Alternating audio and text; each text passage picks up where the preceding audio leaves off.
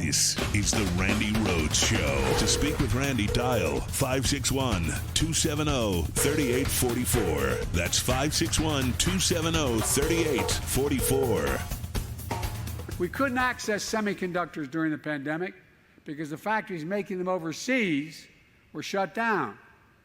You all know semiconductors are those little small computer chips about the size of any of a fingertip that affect nearly everything in our lives, from cell phones to automobiles, refrigerators, to the most sophisticated weapon system, including the systems that Los Alamos and Sandia National Laboratories provide for our national security. America invented these chips. We invented them. We went to the moon. We made them work better. We made them more sophisticated. But over time, we went from producing nearly 40% of those chips, the world's chips, down to 10%. Great. That's why I designated and I signed, and I insisted that it be written and passed, the Chips and Science Act, exactly almost 1 year ago today, very short. Now, all over the country, semiconductor companies are investing in record billions of dollars. By the way, you know how much has been committed in the Chips and Science Act to be invested in America? $230 billion. $230 billion to bring chip production back home in Ohio, New York, Arizona, and right here in New Mexico. Look, just a few years ago, Intel cut 700 jobs of a semiconductor fab in Rio Rancho. Now they're expanding their fab with a $3.5 billion investment, creating 700 new jobs, many of which won't require a college degree. And by the way, of this over $200 billion, they're building fabs. They're just called factories. They're the size of a football field, not much wider than this. And guess what? Average salary is about $130,000 grand. And guess what? You don't need a college degree. Make over $100,000 is about time. Yeah, it really is. And that is what we always needed to do. It's what progressives have wanted to see done. People who, understood that, climate change is a thing, that it's actually on, it's happening, the world is on fire, wanted to light the economy on fire by investing in the renewable energies that would free us from the fire. Do you understand? It's all the same story. It was all part of the same thought process. And fossil fuels and Koch brothers and, the Tea Party freaks who were, funded by the Ginny Thomases of the world, who were all working together with fossil fuels, with, dirty energy sources, with, they all had a messaging operation that made us look like we were a minority in this country, and we never were. We never were. We were so ahead of this story for so long. We were talking about fenestration. That is a building envelope. Okay, we were talking about, like a building that wasn't going to leak energy by virtue of inventing, more hermetically sealed windows. We were talking about, replacing fossil fuels with all kinds of alternatives. Every idea was on the table. Everybody could invest if they wanted to, but this country refused. The federal government said no. Nobody wanted to do it. Nobody wanted to commit until this president. This president said, okay, I'm going to do it. And he did it in the middle of a massive inflationary cycle, right? And they said, oh, no, you can't do that. You start creating jobs and the inflation's just going to keep on going. You're going to end up at the bottom of the barrel. He said, you know what? My economic plan, the things that I have lived to see, the things that I know work, that's what we're going to go with. That's what we're going to try. We're not going to, cede the manufacturing industry to China. We can't afford to do it anymore. Look what happened in the pandemic. We had to actually go without this and go without that. You couldn't get stuff made. You couldn't get stuff. Why? Because they closed down too, and they were too far away. We didn't have our own PPE. We didn't have our own chips. We didn't have nothing.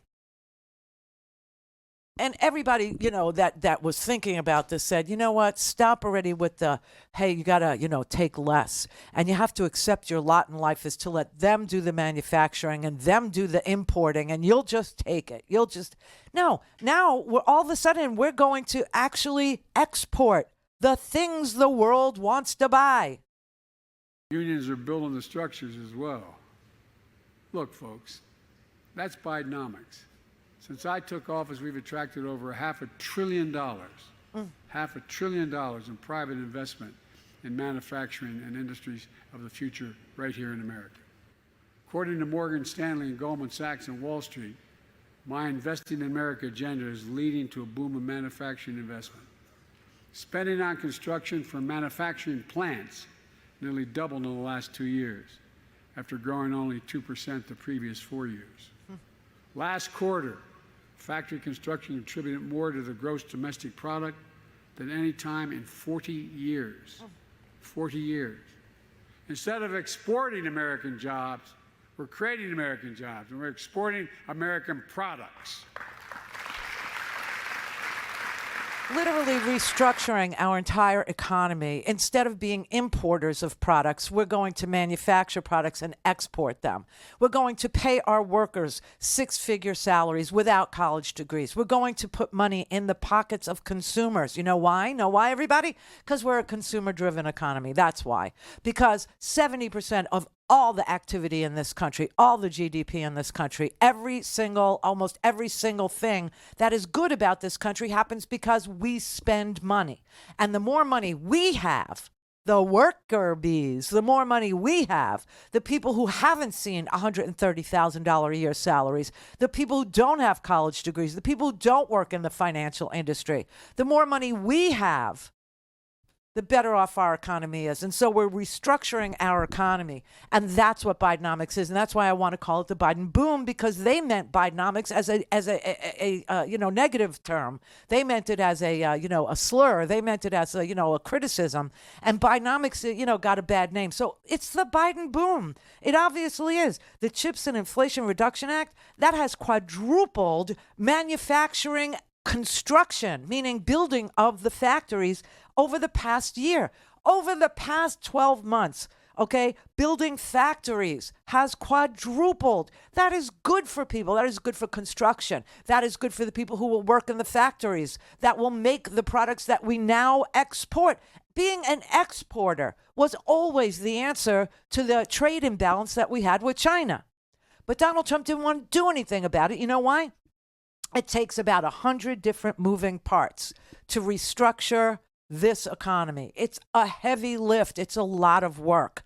And the Republicans, all they want to do is give tax cuts to the billionaires so that they get more donor money and they can just keep running and keep their power. And that is the loop. That is the endless hamster wheel that we have been running. That is the endless, unfulfilling legacy that America has been, living in for about 40 years now, since Ronald Reagan telling us what, the investment by the government would be a bad thing for you. It's bad for business. This man that introduced President Biden yesterday, this Antonio Carrillo, who said, we had no work last year. We had no work at all. And this year, because the government came to help, because the government made an investment and private investment followed the big money that was being spent by the government into our industries, saw that the government was betting big on wind power. The government was betting big on solar power. The government was investing in hydroelectric power. The government was investing in battery storage for that power, and that they were willing to build new transmission lines to connect those sources of energy to the transmission lines. Private money, private equity said, yeah, okay, we'll follow the big money because that's what we always do. We're not innovators, okay? We don't invent the wheel. We just follow the money that goes into the wheel. And so all of a sudden you had $270 billion invested in renewable energy. You had $230 billion invested in building manufacturing plants for, semiconductors. All of a sudden you had $500 billion invested privately into the private business marketplace because the government led the way. This was the message that, they didn't want you to hear, because the Republicans don't want to do this kind of work. They just want to enrich the fossil fuel industry and the financial industry, who then gives them, donations, and they can keep their power. That is the entirety of their thought process about the American economy. To fix it, to restructure it, to do this that's being done now, that takes a lot of different moving parts. That takes a lot of effort. It takes a lot of thought. It takes a lot of investment. It takes a lot to restructure one of the world's biggest economies. But you see, because we're doing that work, that's why our inflation is the lowest inflation in the world of all the G7, of all the economically, powerful countries. That's why ours is so low and our economy is booming and theirs aren't. Don't have time to listen to the live show? Want to hear more on your schedule? Go to randyrhodes.com and buy a stinking podcast.